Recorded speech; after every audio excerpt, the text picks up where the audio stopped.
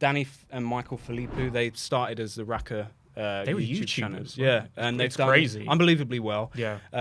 Just to put in for a second, Talk to Me. I'd put them in the same kind of league in terms of the quality, I guess. I'd say I'd probably enjoy Talk to Me a little bit more. I thought it was more well-rounded and a little bit more unique. Mm-hmm. But yeah, Bring Her Back. I didn't enjoy it. At all. Okay. No, I did not like Bring Her Back. It just fell into all the genre cliches, and I just don't know what people are talking about when they say like, oh, it's horror back again or whatever. Like what? Like this is just so cliche and jumping off of so many things we've seen thousands of times before, and just stupid fucking character decisions as well. That just it's just riddled with it. And I just wanted to know what you thought about it, because I just wanted to understand what people love so much. And I think the main thing is that they are fantastic at gore, shock horror. Like just the brutality of some of their scenes. These directors? Yeah, they are great, and they were great at Talk to Me. I will say, like a standout scene for me was when he's in the kitchen with the little boy, and he bites the kitchen knife. Yeah, the knife scene. That was the standout scene for me. Yeah, that was that was really the imagery of that scene is terrifying. The places they go is respectable, because they don't shy away from real horrific, gory imagery.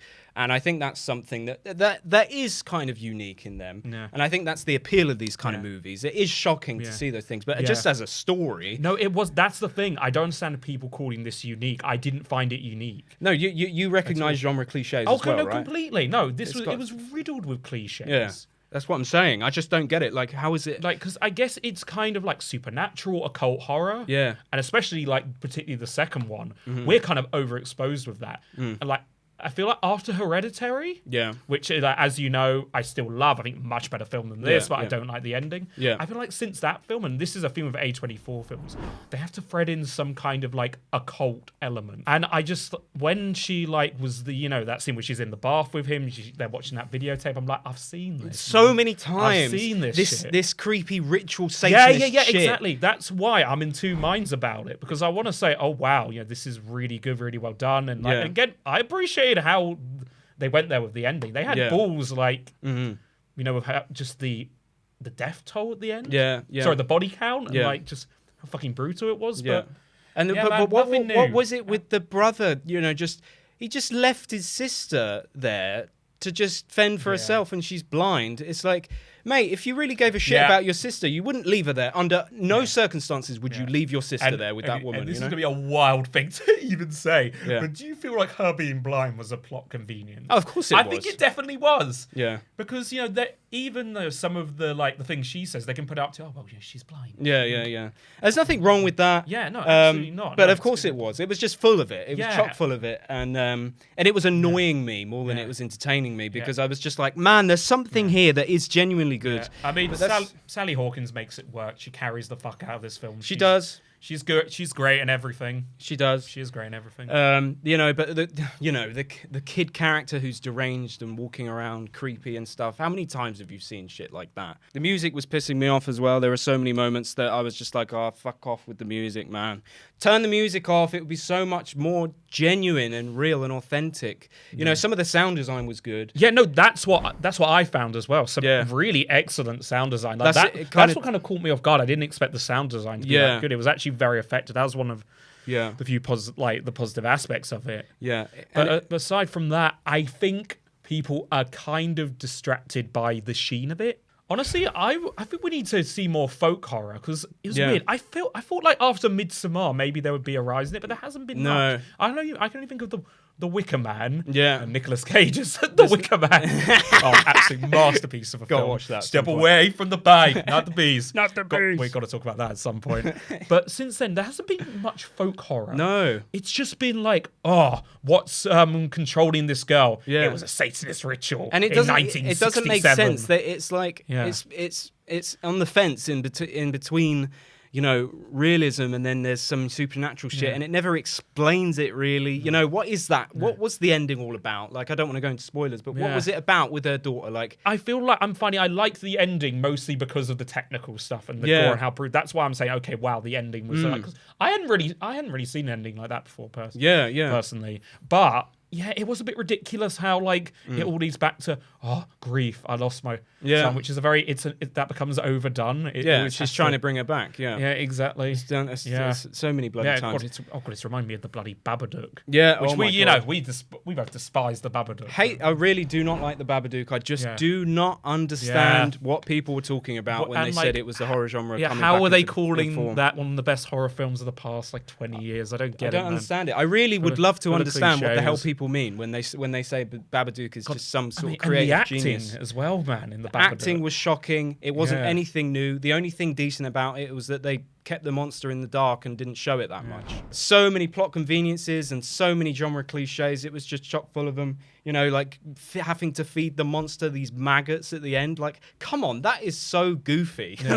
I'd love to see just a horror movie that was just more mature. It had a genuine sense of dread, and then it comes back to films like Longlegs that did try to create that sense of dread, but it was so fucking boring. It was like the other side of it. It was just other side of the spectrum where it was too much dread and not enough substance. It's just insane to think that on the surface you would think, if you looked at Bring Her Back and Smile 2, you would think Smile 2 is the more derivative, when actually that's so much more inventive. Yeah. And that's that's the big studio temple film. Yeah. I think Smile 2 is a much more interesting horror. And I think what horror movies get away with way more any other genre is just boring scenes, because they can just make the excuse that it's suspenseful. It's a slow burn. They're building tension. But if you look at the face of them, they are so they're just it's just boring. It's just dragging out. I feel like that's also the case with the fact that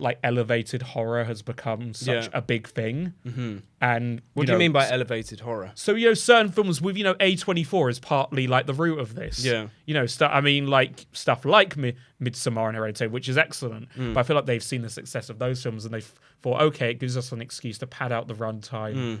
Have certain scenes, certain plot moments that don't go anywhere because we're just building the tension. Yeah. Because there's an appetite now for horror. I feel like horror is seen less as kind of a niche. And less schlocky. Yeah. But don't get me wrong, some directors and film and just writers lean into that. Yeah. But I feel like now, because people have more patience with the genre, filmmakers are thinking, right, we can just pad the fuck out of this. Do you feel like, because I certainly feel like this genre gets away with playing into the same cliches that we've seen so many times, more than any other. Yeah. Just in the sense that, but it's weird because it's kind of perverse in the sense that people take the piss out of horror films, and it's like, don't go in that room. They're going to go in that room. He's going to die. Of course they're going to go in that room. Why is this character making that stupid decision? Blah, blah, blah. But horror films just don't seem to care about falling into the same thing again and again. No. Characters. I think unless you have an Ari Aster though. Yeah. See, that's one thing that I wanted to say. Yeah. When I was reading all of the comments on that horror movie video, Hereditary in particular was just basically one of the best horror films in the last decade that people have genuinely, they were genuinely terrified and was well made. It was just resounding. So many people just saying Hereditary. I think one main thing when it comes to horror movies, and something that they just don't focus on too much, is getting you to care about the fucking characters. Oh, it's so difficult, man. Because half the time, and it's inherent to this genre, the characters are often just so disposable. They're chess pieces. It's interesting, the psychological ramifications of it. It's a horror film is it's a film where we go into it expecting someone to die. That's really fascinating. I don't know how to describe it, but we're predisposed to that. Yeah. So for them, and them mean the filmmakers, to even get us to care, that is usually a fucking big accomplishment, and it's hard. Yes, of course, yeah. Because you just know these people, often they're not real people. They're gonna get killed off in the next half an hour. Yeah. So it's really fascinating. And on the one hand, it's weird because you're setting up the audience to kind of want to see that. Yeah. So how can you get them to care about the character when they kind of want the carnage and the, you know, that's what they've signed up for. That's what they paid to see. Yeah. They wanted, you know, not all the time, but generally the character is going to be subjected to terrifying things. And if they're not, the audience is going to be disappointed. And a lot of them end up dying, or side characters or whatever that we're taught to care about. But it just never really hits, does it? Because usually the story just is revolving too much around them being subjected to the situation, but you don't know that character. Exactly. Like, you know, like when you think about something like Silence of the Lambs, which is a horror film in my opinion. There's a lot more going on, and that's why it works. You know, it's one of the most terrifying films. One, because it was like real life. It's like real crime, and this could genuinely happen. But you're following this character's journey that's believable, and you're on her side, and there's just more substance to it. There's more, you know, it's based on a book as well, so it's got, you know, so much more going on. And it's so when the characters are subjected to these situations, you really, really feel tense and on edge because you care about them. And I think that's what a lot of horror movie directors overlook. And don't get me wrong, it's incredibly difficult. You know, I'm not saying that I know how to do it. I'm just saying that's something that I'm noticing a lot in these movies, that it's just like, did you give a shit about these characters? Do you know what I mean? Did you really care? Maybe the blind girl a little bit. Yeah, you know a standout scene in the movie. But of course, you know, we don't, you know, she's... No, of course we want her to be. Yeah, exactly. Okay, it's like, it's hard. You're worried about her. You're very, you know, she's a very vulnerable character. Yeah. You know, a standout scene for me, and one moment that really, really did catch me off guard that I found really impressive was when Sally Hawkins' character is just looking at the blind girl over the bed, and it's just like this shot that's just slowly panning back, and then she just whacks her in the face. Like, do you remember? She just punches her straight in the face. I was like, that was one moment where I was like, okay, I did not expect that. That was a shocking moment.